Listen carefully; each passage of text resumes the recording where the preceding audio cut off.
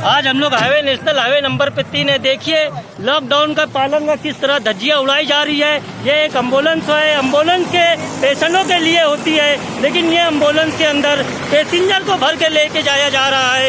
ये हमारा प्रशासन है किस तरीके से कोरोना से लड़ेगा और किस तरीके से बचाएगा।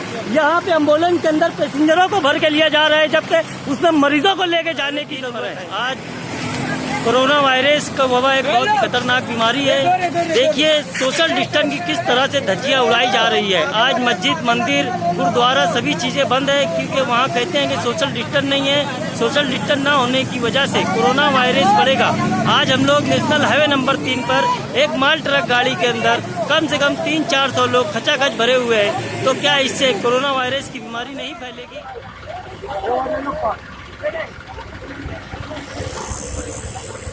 Hey,